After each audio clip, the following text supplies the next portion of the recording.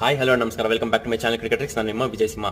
ಚಾನಲ್ನ ದಯವಿಟ್ಟು ಸಬ್ಸ್ಕ್ರೈಬ್ ಮಾಡ್ಕೊಳ್ಳಿ. ಎರಡನೇ ಪಂದ್ಯ RR ವರ್ಸಸ್ SRH.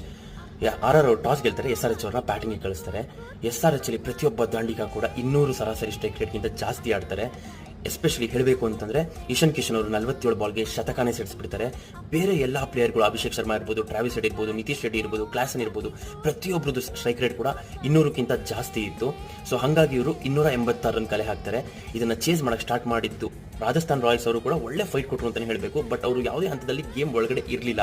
ಯಾಕೆ ಅಂತಂದ್ರೆ 286 ರನ್ ಯಾವಾಗ ಹೊಡೆದ್ಬಿಟ್ಟಿದ್ರು, ಅವರು ಪ್ರತಿ ಓವರ್ ಕೂಡ 14 ರನ್ ಸರಾಸರಿನಲ್ಲಿ ಆಡಬೇಕಾಗಿರುತ್ತೆ. ಸೊ ಹಾಗಾಗಿ ಅವರು 42 ರನ್ಗಳಿಂದ ಸೋಲನ್ನ ಅನುಭವಿಸಬೇಕಾಗುತ್ತೆ. ರಾಜಸ್ಥಾನ್ ರಾಯಲ್ಸ್ ಅಲ್ಲೂ ಕೂಡ ಒಂದು ಒಳ್ಳೆ ಉತ್ತಮ ಬ್ಯಾಟಿಂಗ್ ಪ್ರದರ್ಶನ ಬಂದಿತ್ತು. ಅದು ಯಾರ್ದು ಅಂತಂದ್ರೆ ಧ್ರುವ್ ಜುರೇಲ್ ಮತ್ತೆ ಶುಭಮ್ ದುಬೆ ಅವ್ರದ್ದು 200ಕ್ಕಿಂತ ಹೆಚ್ಚು ಸರಾಸರಿ ಇತ್ತು. ಶುಭಮ್ ದುಬೆದು ಇನ್ಫ್ಯಾಕ್ಟ್ 300 ಸರಾಸರಿ ಇತ್ತು ಅಂತಾನೆ ಹೇಳಬೇಕು. ಇದರಲ್ಲಿ ಪಂದ್ಯ ಪುರುಷೋತ್ತಮ ಅಂತ ಡಿಕ್ಲೇರ್ ಮಾಡ್ತಾರೆ ಇಶಾನ್ ಕಿಶನ್ ಅವ್ರನ್ನ. Thanks for watching. Thank you.